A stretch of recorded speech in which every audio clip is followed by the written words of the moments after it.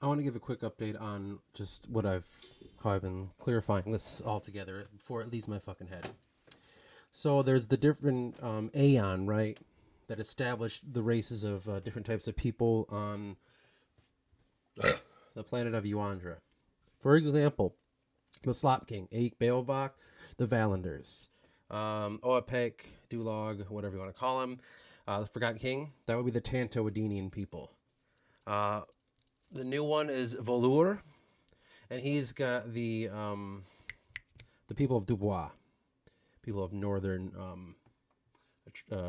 fucking A, not Jovia, Ansar, and then you have what was the other one's name?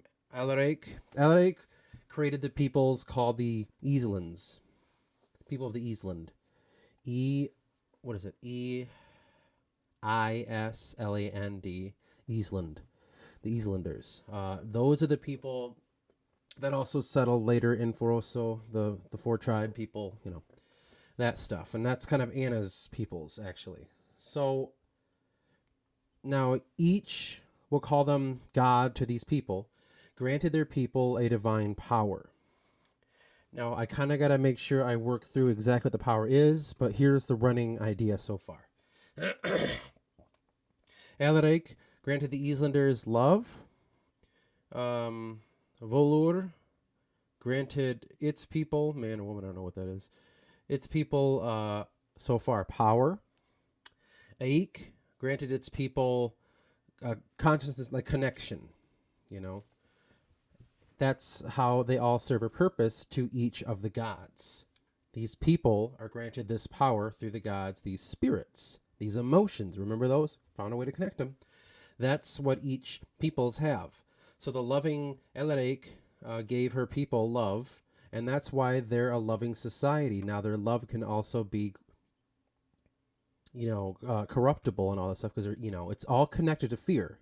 Understand that each one of these gods passed into fear, so all the emotions have roots in fear. So love can fall into fear. You can love so much that you're afraid to lose and all that, and then it's just like emotions. It's just like the chemicals in your brains and what it does and all that stuff. It's all connected.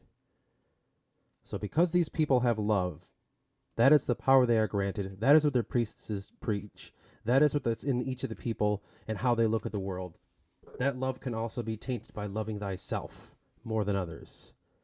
It doesn't mean that they're all good people and nothing ever happens bad over there. Like, they can also have love of self, and that in turn creates fear from loving another because they're, the pain of that. It can all be corrupted by fear. Power can be corrupted by fear. The connection between the Valanders can have fear being corrupting it. It's all based in that. Each of these Aeon granted a power to this people. Each of these people have this power. Why is the Forgotten King more powerful? And because he's in the realm of creation. He also gave his people a certain power, which I'm trying to think of what it is, but they also can pull from the astral. Only the chosen ones. That's why that they have more power than all the other ones. Each one of the race of people could possibly want to be putting their Aeon into the realm of creation, so that they can have the astral power. Maybe they believe that all the Aeon should share the realm of the creation. But the Forgotten King is holding it from himself. Some might be confused like that. They don't realize that, no, it's probably not good to be in there at all. So we have theological arguments going on as the Forgotten King should be the only one allowed there. The Forgotten King should be taken from there. We should all share it. But or some people are saying my king should be there. There's the conundrum as to the validity of this. The validity of magic. Should this be something we're tampering with? That's the big story that's happening with each race of people. So when you have Aya up here, she was going to be what I'm calling right now, because I don't have a term for it, a priestess of oh my god, this is a new name, so it's gonna be hard for me.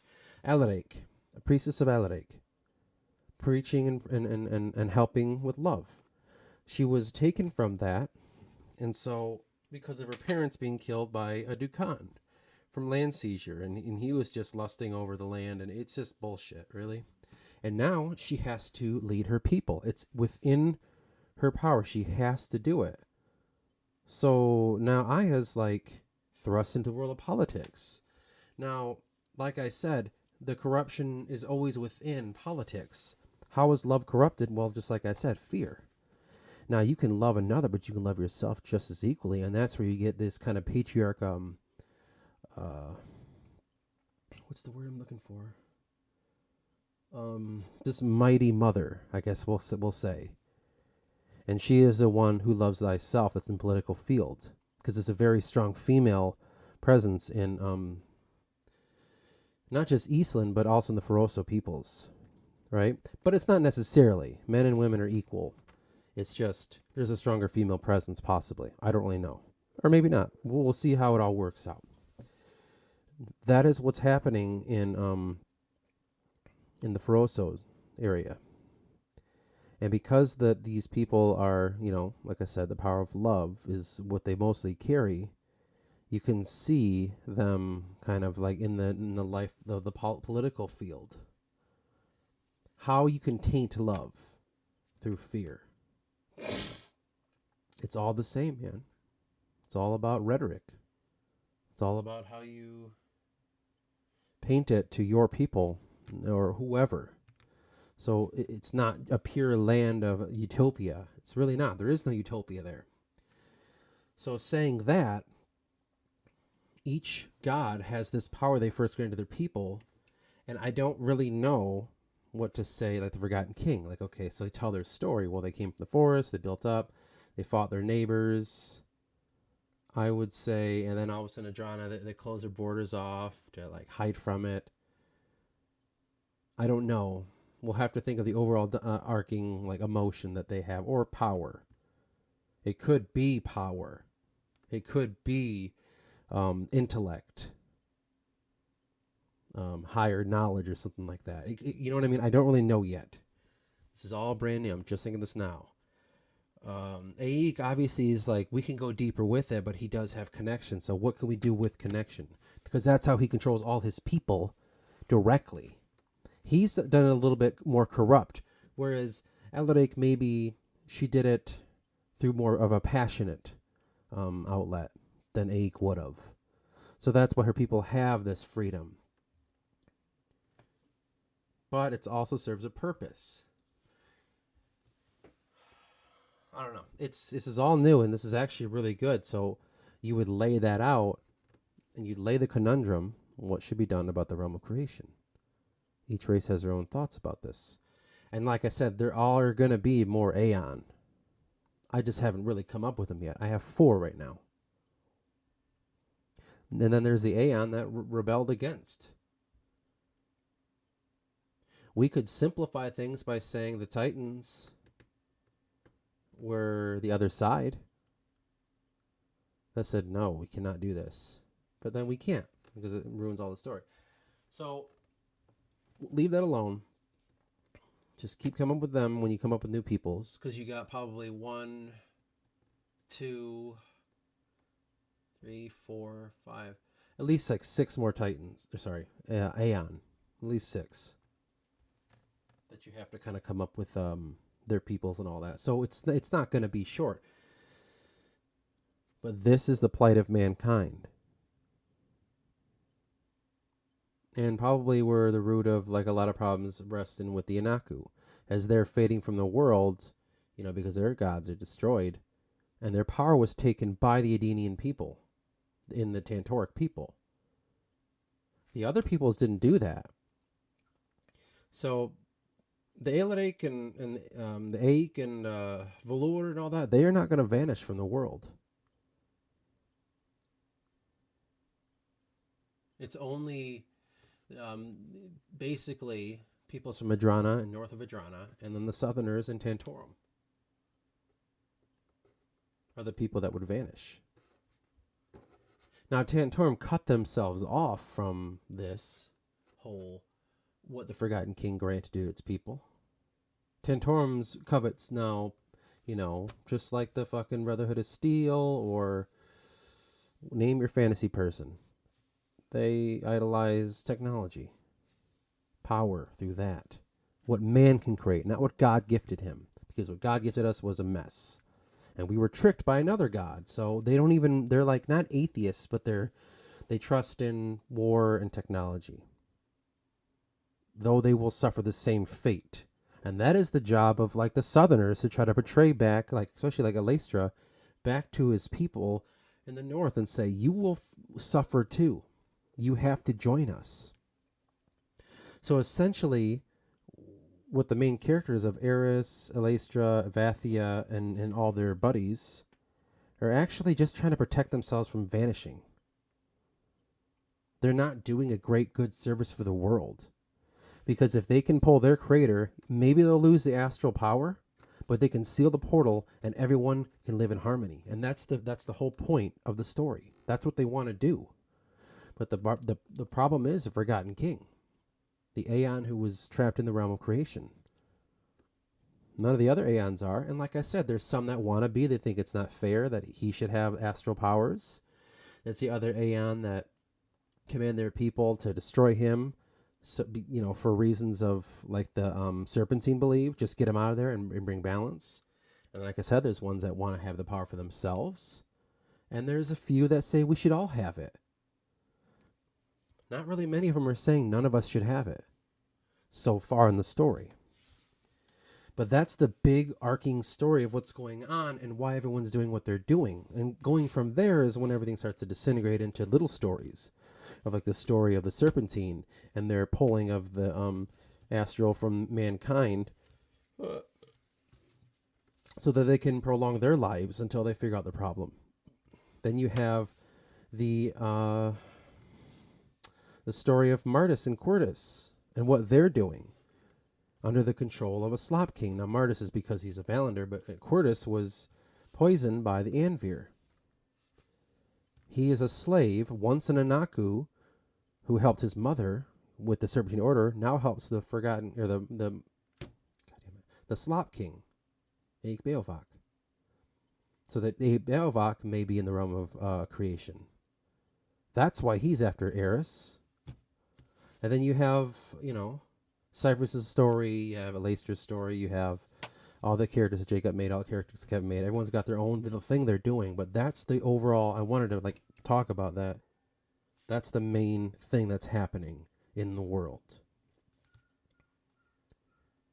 There's nothing really more to it than that. I'm trying to simplify as much as I can.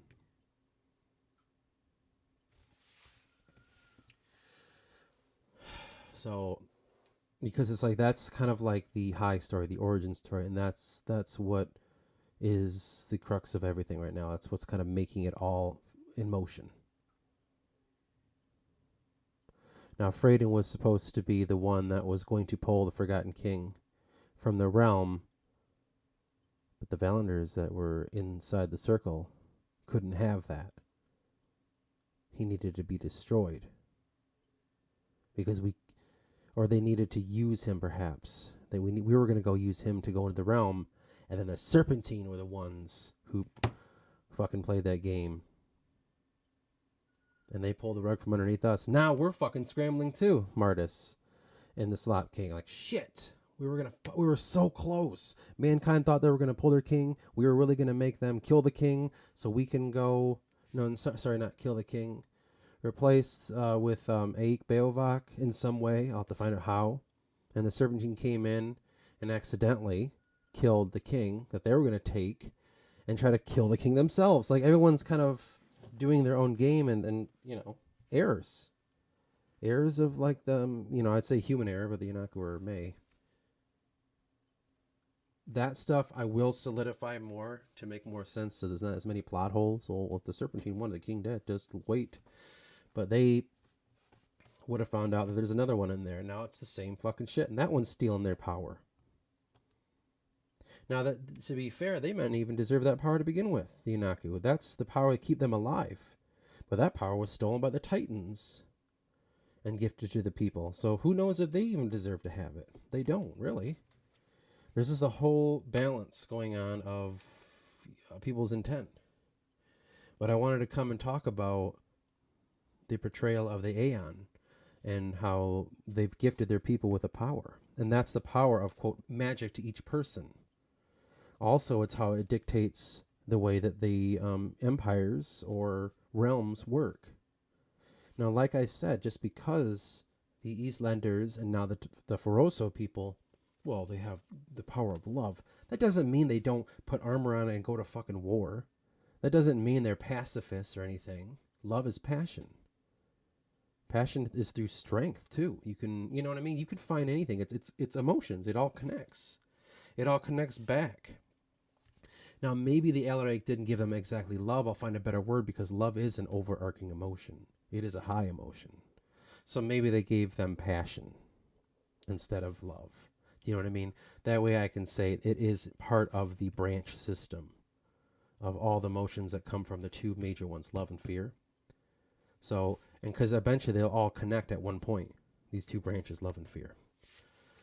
I'll have to lay it out. I'll have to look through it. So we're putting placer words in there. Like I said, the Forgotten King right now is actually fear. I know that's an overarching emotion, but that's just a placer word until I find a better one. Valor is power. Alaric is love. Aik right now isn't really an emotion. It's more just connection. So I got to find a better emotion for that. Manipulation, and we'll find a better, like an actual emotion from in there too. It doesn't actually necessarily have to be emotions either. It could just be powers, connection, because of manipulation, because of this. So Alaric might have like passion. Well, passion is because of love, or it could be because of fear and all. That's what I'm trying to figure out. And those things will be called the spirits. And the spirits are what were gifted to the people. So we found that thing. Remember we were talking about the middle spirits and all the spirits and all that? That's what they are. They're the gifts bestowed by the Aeon to each individual peoples. But I wanted to get this all recorded and said and put out there so it's known this is what I'm doing. This is what I'm talking about. It's very messy because I'm just, like I said, I'm just thinking of this on the fly. I'm not really, what's it called? Fuck. I haven't, like, this is just like all on the cuff of my, whatever, I don't know. Off the cuff, I should say. I think that's all I have so far because I'm working on Aya and all this stuff came just from working on Aya. That's how I know that she's going to be really fucking important because she made all this happen. She helped create a new group of people, a new god. She helped create a new understanding of what the gods do and what her place in the world is. Like, it's perfect. This is fucking perfect. She's a perfect character. So anyway, I'm just going to continue working on her, but I wanted to post this and talk about the new, an update. I don't want to call it that because I got update 1 and 2. I'll call this one High Story or something. But that's it anyway. So until next time.